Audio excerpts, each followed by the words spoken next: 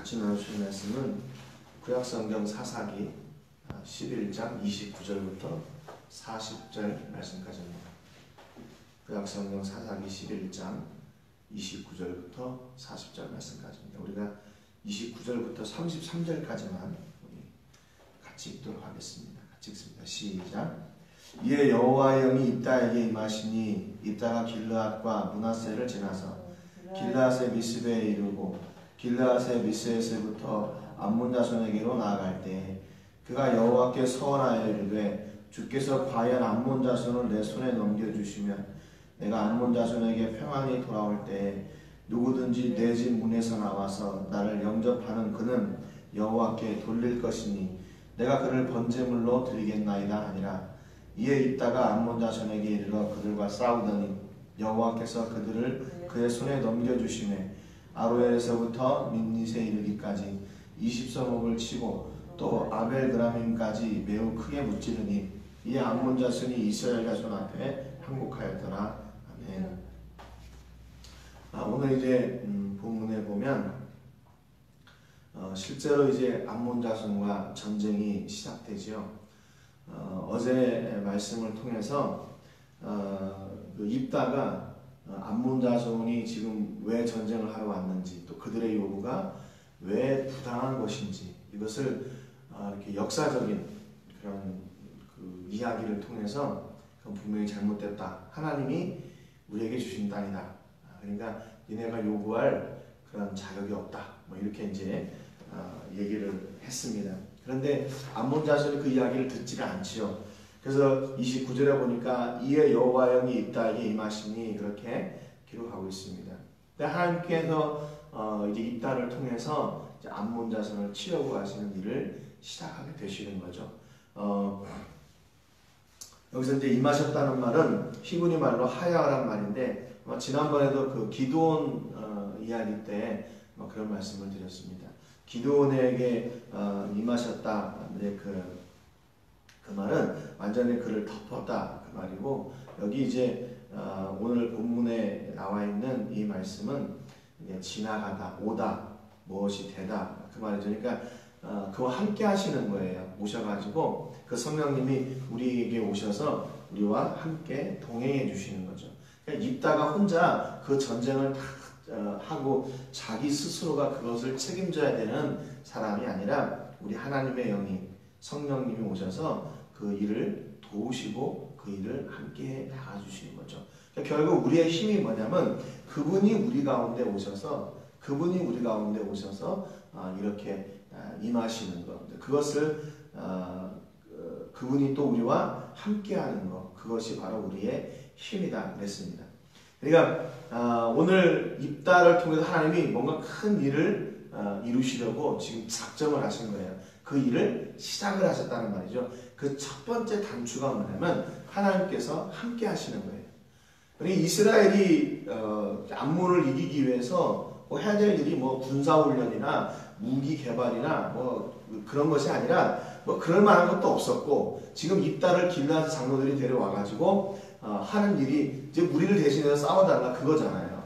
그러니까 지금 입다가 하나님의 영이 임해서 나가서 싸우면 되는 거죠. 그런데 오늘 그 30절에 보니까 그가 여호와께 서원하여 이르되, 우리가 잘 아는 것처럼 그 입다의 서원 얼마나 이게 큰 아픔, 참담한 서원인가 하는 것을 우리가 알고 있죠.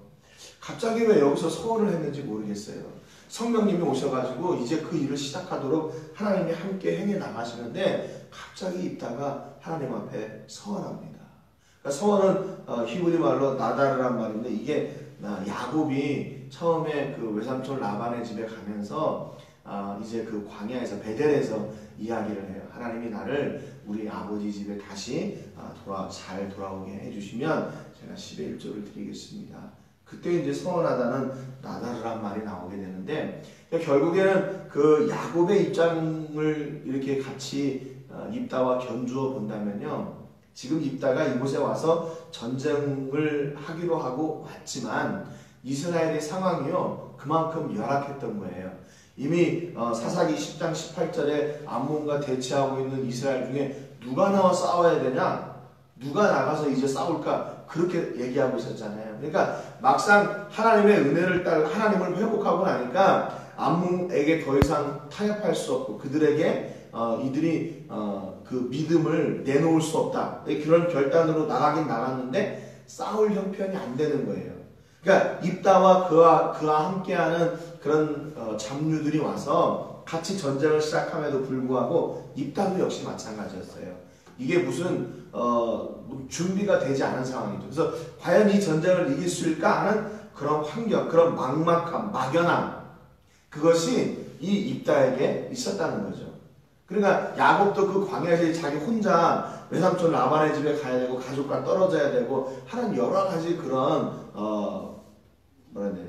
그 부정적인 그런 환경들, 그런 안타까움들, 그런 절망적인 일들, 그런 막막함들, 뭐 이런 것들 때문에 이제 자기가 하나님 앞에 서원을 했던 거거든요.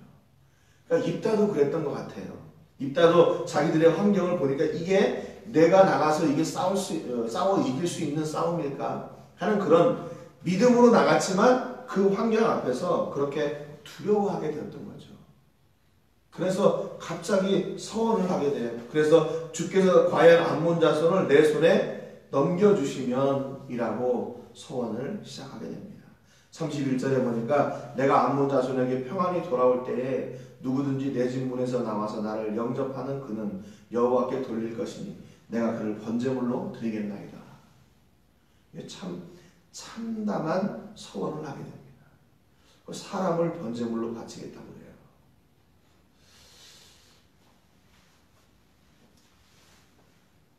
32절에 드디어 전쟁이 시작됐습니다.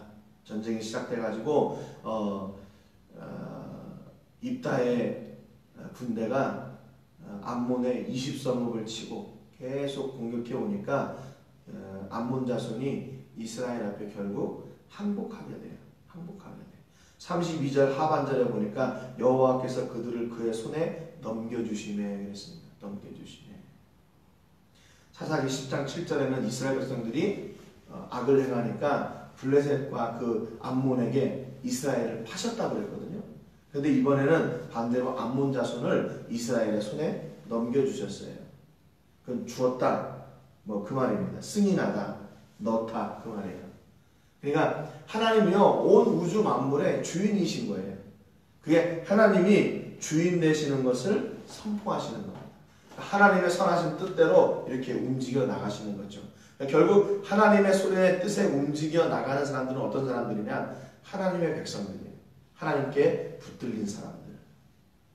그래서 하나님은 그들을 통해 역사를 이루어 가시는 겁니다. 그래서 이스라엘이 지금 입다가 염려하는 그런 여러 가지도 그런 열악한 환경 가운데 있었지만 결국은 하나님이 그 일을 행하신 거예요. 그러니까 자꾸 이게 안타까운 게 뭐냐면 입다가 그 서원을 하지 않았더라면 입다의 서원 때문에 이긴 게 아니거든요. 왜냐하면 여호와의 영이 입다가 서원하기 그 전에 이미 임했으니까요. 근데 입다가 너무 성급했던 것 같아요. 그래서 전쟁에서 이겨가지고 돌아오는데 34절에 보니까 입다가 미스바에 있는 자기 집에 이를 때 보라 그의 딸이 소고를 잡고 춤추며 나와서 영접하니 이는 그의 무남동녀라. 무남동녀 외동딸이 자기가 전쟁에서 이기고 온 것을 제일 먼저 자기 집에 나와서 기뻐하는 거예요.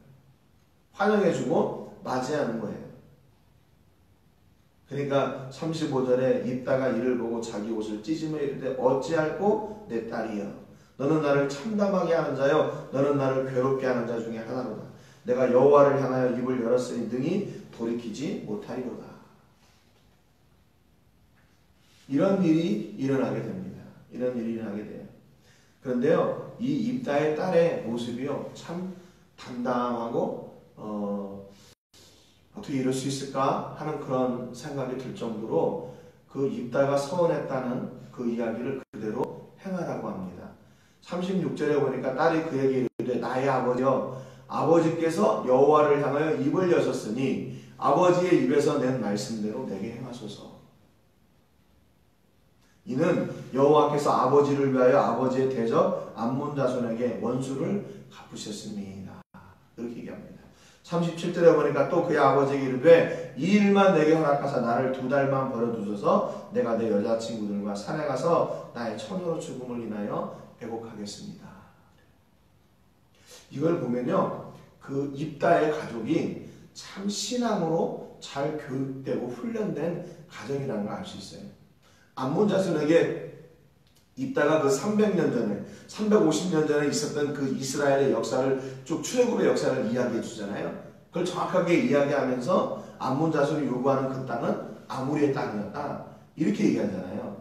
그런 것처럼 이 입다의 딸도 그렇게 그 가정에서 신앙의 교육을 계속 받아온 거예요. 신앙이 있으니까 그러잖아요. 하나님께 그렇게 고백한 거니까 그대로 행하세요. 그렇게 얘기했잖아요. 만약에 신앙의 딸이 아니었다. 만약에 신앙의 교육이 없었다. 그 베이스가 없었다면 어떻게 됐을까요? 아버지가 뭔데 내 인생을 왜 이렇게 내 마음대로 하지 못하게 하고 아버지의 뜻대로 한 대로 내가 따라가야 됩니까? 소용없습니다. 막 이랬을 텐데 이 입다의 가정은 그렇게 대대로 이렇게 신앙의 교육을 잘 하고 또 그렇게 그 신앙의 교육에 순종한 가정이었다는 것을 볼 수 있어요. 그래서 38절에 그가 이르되 가라 하고 2달을 기한하고 그를 보내니 그가 그 여자친구들과 가서 산에서 초종의 죽음을 인하여 애곡하고 39절에 2달 만에 그의 아버지에게로 돌아온지라 그는 자기가 소원한 대로 딸에게 하니 딸이 남자를 알지 못했더라. 이것이 이스라엘의 관습이 되어 그래서 해마다 길앗 사람 입다의 딸을 위해서 나흘씩 애곡하는 일이 일어나게 됐습니다. 여러분, 이게 무슨 뜻을 이렇게 하는 걸까요? 하나님이 진짜로 우리에게 야, 서원한 것은 사람을 그렇게 바치는 거라도 너네 꼭 드려야 된다. 하나님이 이거를 말씀해 주시는 걸까요? 이 입다의 서원을 통해서. 여러분, 성경은 분명히 우리에게 쉬지 말고 기도하라고 그랬어요. 여러분, 그렇다면 서원도 기도의 한 가지잖아요. 그런데 서원도 그렇게 무작정 하라는 얘기가 아니에요. 여러분, 서원을 드릴 때에도 하나님이 기뻐하시는 서원을 해야 돼요. 기도할 때도 역시 마찬가지고 기도나 서원 모두 하나님께 드리는 거잖아요. 그러니까 이것이 내 정욕을 채우기 위한 거, 내 욕심을 채우기 위한 거, 내 계획대로 되어가기를 원하는 거, 그것이 기도나 서원의 조건이 돼서는 안 된다는 겁니다. 여러분, 진짜 그 입다가 자기의 딸을 하나님께로 이렇게 번제로 드렸을 때 하나님은 그거 받으시고 기뻐하셨을까요? 아니었을 거예요. 아니에요. 하나님이 얼마나 참담했을까요? 왜 저걸 저렇게 해가지고 자기 딸을 드리나? 그 딸을 드리면서 입다의 심정은 또 어땠겠어요? 온 이스라엘이 지금 그 일 때문에 그 후로 1년에 나흘씩 애곡하는 일이 생겼는데 그 가족은 어떻고 하나님은 어떻겠어요? 여러분, 하나님은 절대로 그런 분이 아니세요. 하나님이 우리가 드려야 될 헌금을 못 드린다고 해서 마음 상해하고 그 헌금을 못 드린다고 해서 하나님이 우리를 저주하고 그런 분이 아니에요. 그러니까 우리가 기도든지 서원이든지 우리의 뜻대로 하는 것이 아니라 그것조차도 하나님의 뜻대로 해야 마땅한 거예요. 근데 입다는 어땠어요? 그 환경을 보니까 이게 도저히 안 될 것 같으니까 그것을 그냥 덥석 서원을 내고 그 서원의 내용 또한 야곱과 같이 내가 11조를 드릴게요 이런 게 아니라 자기를 맞는 사랑을 드릴게요 있거든요. 이건 지금 이때 당시에 이방 족속들이 우상을 섬길 때 인신공연, 사랑을 드렸던 그런 그 풍습을 이 입다가 알고 있었던 거예요. 그러니까 뭔가 센 거를 드려야 센 거를 주시겠지 이렇게 생각했던 거죠. 여러분, 하나님은 절대로 그런 분이 아니에요. 절대로 그런 분이 아니에요. 만약에 순서가 아까도 말씀드렸지만 이렇게 됐다면 입다가 전쟁에 나가서 막 싸우고 있는데 지고 있는 이런 때 내가 나를 맞는 사람을 제물로 드릴 테니까 이기게 주세요. 만약에 이랬다면 하나님이 책임져야 돼요. 그런데 성령이 먼저 임했잖아요. 여호와의 영이 먼저 임하고 나서 전쟁에 나갔는데 입다가 이 서원을 드린 거란 말이죠. 그러니까 믿음이요, 조금만 방심하게 되면 그 환경 앞에 이렇게 쉽게 무너져 버리는 거죠. 우리가 영적으로 깨어있지 못할 때, 믿음에 바로 서 있지 못할 때 그 환경이라는 것이 우리를 이렇게 쉽게 점령해 버려요. 여러분, 그러니까 우리는 결국 믿음을 따라 사는 사람들이지 환경을 비교하고 환경을 재고 환경을 따라 사는 사람들이 아니라는 겁니다. 여러분, 그 기도와 소원이 분명히 나를 위한 것이 되서는 안 돼요. 그 기도와 소원이 하나님이 기뻐하시는 게 돼야 돼요. 그 기도를 들으시고 하나님이 기뻐하셔야 돼요. 예수님의 기도처럼. 그 서원을 들으시고 하나님이 기뻐하셔야 돼요. 기뻐하실 만한 서원을 드려야 돼요. 그러니까 서원을 드릴 때 하나님을 바로 이해하지 못하면 엉뚱한 짓을 하는 겁니다. 요즘 기독교가 교회 나가면 뭐 기복주의 신앙으로 바뀌잖아요. 교회 나가면 모든 일들이 잘 되고 만사형통하게 되고, 그게 뭐예요? 하나님을 오해하고 있기 때문에 그런 겁니다. 여러분, 우리의 기도의 제목이 바뀌기를 주님의 이름으로 축복합니다. 여러분, 기도할 때 서원을 드릴 혹시 그런 일이 생긴다면 이 서원을 하나님이 진짜 기뻐하실까? 진짜 기뻐하실까? 어떤 사람들은 11조를 드리면서 내가 뭐 11조를 이만큼 했으니까 또 얼마를 하나님이 주시겠지? 하나님이 그렇게 장사꾼이 아니세요. 이렇게 헌신했으니까 우리의 자식들이, 자녀들이 잘 되겠지? 이번에 장사가 잘 되겠지? 아니에요. 하나님은 그런 분이 아니세요. 여러분, 지금 우리의 기도의 제목이 또는 하나님을 기대하고 있는 그 하나님을 기대하는 마음이 무엇 때문입니까? 나의 욕심을 위한 거? 나의 유익을 위한 거? 아니에요. 바뀌어야 돼요. 하나님이 기뻐하시는 것이 돼야 돼요.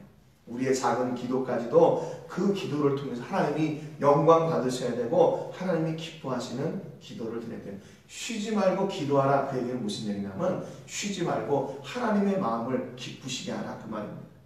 그 얘기하고 똑같은 얘기예요. 왜? 그 기도를 통해서 내가 뭔가를 주세요 이게 아니라 그 기도를 통해서 하나님이 기뻐하시는 그 일이 이루어지기를 원함을 계속해서 고백해야 되기 때문에 그렇습니다. 여러분의 삶 가운데 오늘도 환경이 아닌 믿음을 따라 결정하고 사시고 어떤 기도를 들으시든지 간에 그 기도가 하나님을 기쁘시게 해드리고 하나님의 마음을 움직이시게 하는 그런 기도가 되시기를 주님의 이름으로 축복합니다. 같이 기도하겠습니다. 하나님 아버지, 감사드립니다. 입다가 하나님 앞에 서원하여 지키기로 했던 그 서원을 지켰습니다. 그런데 하나님, 그것을 받으시는 하나님이 진짜 기뻐하셨을지, 또 그 서원을 지키면서 입다는 과연 기뻐했을지, 그리고 그의 백성들은 기뻐했을지 성경을 통해 보면 분명히 그러지 않았습니다. 이스라엘이 입다의 딸의 죽음을 애곡하며 매년 나흘씩 통곡하는 그런 날을 삼았다고 하는데 하나님의 마음은 얼마나 더 아프셨을지, 우리가 기도할 때 또는 서원을 드릴 때 우리의 생각이나 환경을 기준을 두고 기도하지 말게 하시고 진짜 우리 하나님이 이 기도를, 이 서원을 기뻐하실지 우리가 생각하고 하나님이 진짜 기뻐하시는 기도, 하나님이 진짜 기뻐하시는 서원을 아뢰는 그런 은혜가 있게 해주시기를 간절히 바라고 합니다. 우리의 작은 것까지도 다 듣고 계시고 알고 계시는 하나님 앞에 우리가 참담한 기도나 참담한 서원을 아뢰지 않도록 주님 인도해 주옵소서. 예수님의 기도처럼 우리 하나님을 기쁘시게 하는 기도를 드리게 하시고 하나님은 그 기도를 통해 하나님의 매 순간 우리 삶 가운데 임하시고 그 기도를 통해 매 순간 하나님이 우리 가운데 역사하시는 그 놀라운 은혜가 우리에게 있게 해 주옵소서. 그 기도의 응답을 받음으로 말미암아 하나님께는 영광이, 또 우리에게는 간증의 삶이 넘치게 해주시되 그 기도가 하나님 우리의 정욕을 위한 기도가 되지 않도록 주여 친히 붙드시고 역사해 주옵소서. 지금 우리의 기도와 소원이 하나님 바뀌게 해주시고 나로부터 출발된 기도라면, 나로부터 출발된 소원이라면 지금 당장 그 기도의 제목들이 바꿔지게 해 주옵소서. 하나님이 기쁘시게 하는, 하나님이 기쁘시게 받으시는 기도, 하나님이 기뻐하시는 그 소원의 제목들이 우리 가운데 넘치게 해 주옵소서. 우리를 붙잡아 주옵소서. 감사와 영광 드리고 예수님의 이름으로 기도드립니다.